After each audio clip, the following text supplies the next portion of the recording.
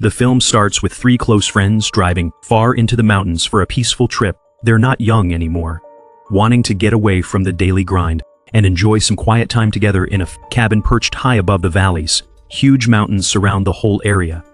One woman in the group has no official name in the film, so we'll call her Emma. She is on this trip with two friends, and one of them brings along a loyal dog named Max.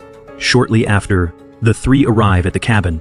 As they're unpacking and getting comfortable, Emma's friends decide to check out a nearby village.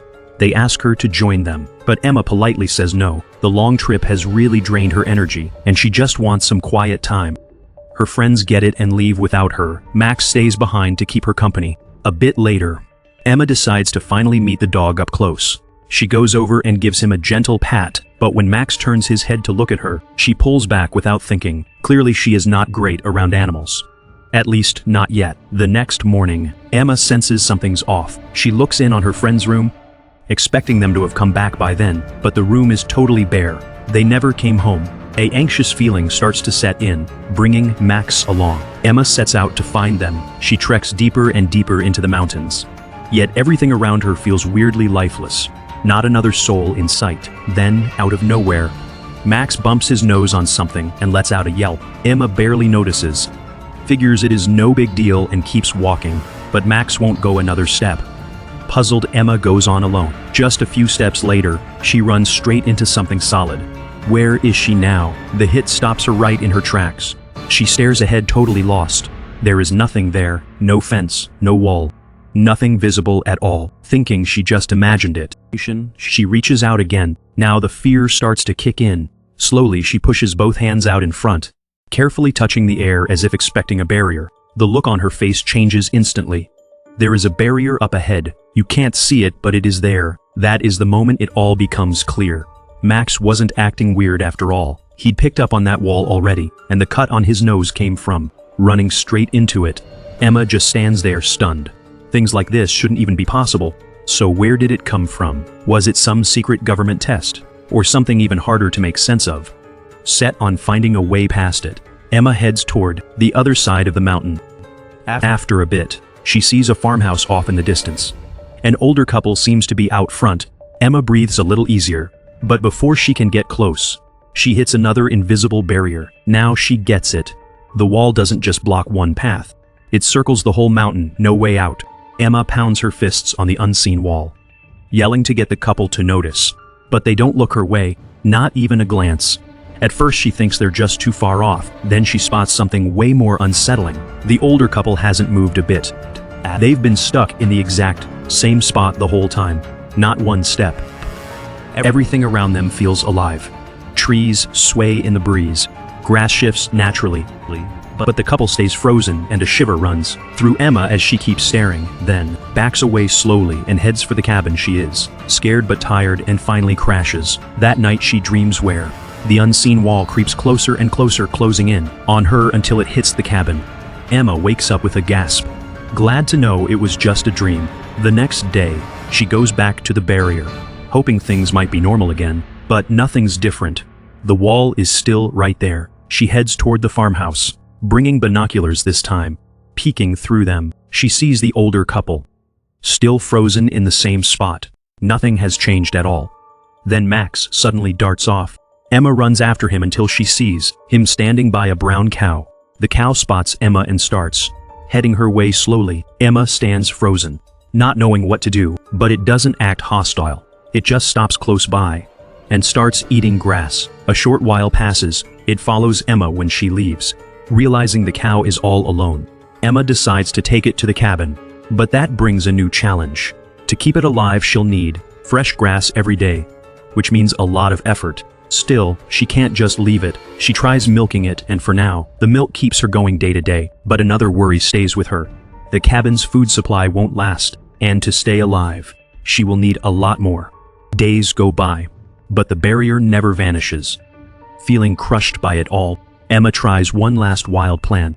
She gets into her friend's car, starts the engine, and races straight at this invisible wall at top speed. The hit is severe. The car's front is smashed, and Emma bangs her head, but the wall has not even a scratch, like the crash never happened. As she catches her breath, Emma spots another car, on the other side of the barrier. For an instant, she feels a spark of hope. Maybe someone's there, but when she looks closer, the vehicle is empty. Once more, she has got nothing. Hurt and tired, Emma heads back to the cabin. She breaks down crying.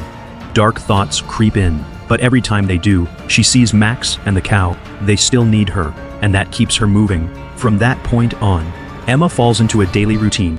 She spends hours cutting grass, drinks the milk to get by, and makes it through summer. Almost 2 months have now passed. Knowing the cabin stock won't last, she gets ready for what is coming. She clears the dirt outside the small house and plants different kinds of veggies. Each evening, she crosses off another day on her calendar, then writes down everything that happened. With weeks turning into months, something surprising goes down. Emma picks up on how the animals act. She gets them more and more, and starts to connect with them, and bit by bit, they become her crew. One day, heavy rain pours over the mountains. While she sits inside the cabin, Emma hears a soft noise outside. She steps out and spots a small cat, drenched to the bone. She feels bad for it, so she brings it inside, dries it off gently, and makes it cozy. Like she was, the kitten has no home either, so Emma decides it is part of the crew now. Around the same time, she begins learning to hunt, another tough skill. The veggies are still growing, so she has to find other ways to get by. It is not easy. She often shows up with scratches, sore spots after long treks outside. But with practice, she improves. And through everything, Max never leaves her side. Later one day, stepping out again, something grabs Emma's attention. A truck sits beyond the invisible wall. She'd spotted it from far off before, like it was stuck in time, and she thinks the people on the other side can't even see her, but today it is way closer. She runs toward it, only to hit the invisible wall again, and every bit of hope fades in a flash. On the walk back, Emma pans her binoculars over a small house at the base of the mountain, hoping someone might live there, but nobody's around the place. Still, she sits nearby for a while. The scenery is calm. For a short moment, the quiet beauty of the peaks brings her a peace she hasn't felt in ages. She finally dozes off. When she wakes up, night has arrived. Emma makes her way back to the cabin and finds something truly surprising. The cat just had a tiny white kitten. A smile appears on her face for the first time in ages. She carefully lifts the kitten up. Her little family has just gotten bigger. Life carries on. She works harder than ever before. All the hard work takes a toll. Her hands are covered in sore blisters. Still, she pushes forward. Half a year has gone by. The cold season arrives. The hills get buried under deep frost. One day, Emma realizes the kitten slipped outside. Fear takes hold right away. In this freezing chill, it won't last long outside. Later, when the night is dark, with just a lantern, she walks through the snow searching. After looking for a while, she spots the kitten, but it didn't survive that cold. Emma quietly lays it to rest and heads back.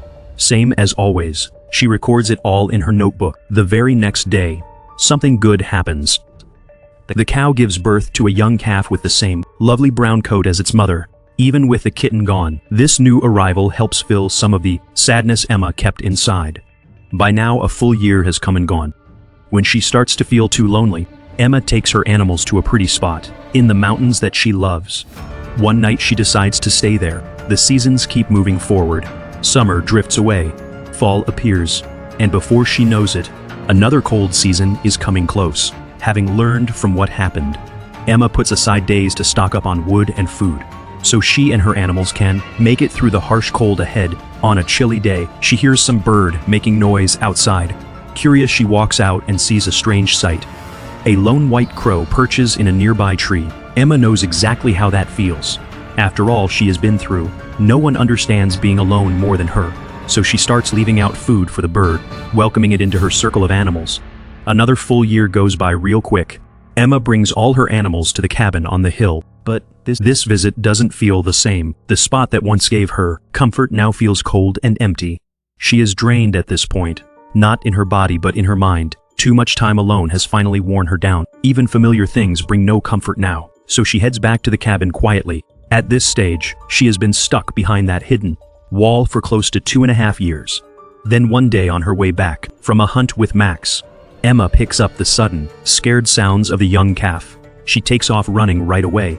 Max sprints ahead, keeping pace with her, closing in on the scene. Emma spots a man holding an axe, going after the calf. Somehow this guy found a way past. the barrier that surrounds the area. Emma freezes, not sure what to do. She bolts home, grabs her rifle, but when she gets back out there, it is already gone too far. The calf and Max have vanished. Emma totally loses it. Overcome with hurt and rage, she takes aim and shoots at the man.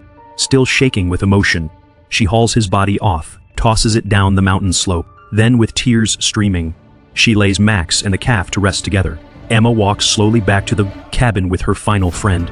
For the last time, she records everything that went down in her journal. But this final note stands apart, not because the story has finished, because she has simply used up every page. And that is where the movie ends for us. It doesn't hand us clear answers. So each viewer gets to choose what that invisible wall really stands for. Maybe it is being cut off, emotional damage, sadness, or the walls people build after losing everything they held dear.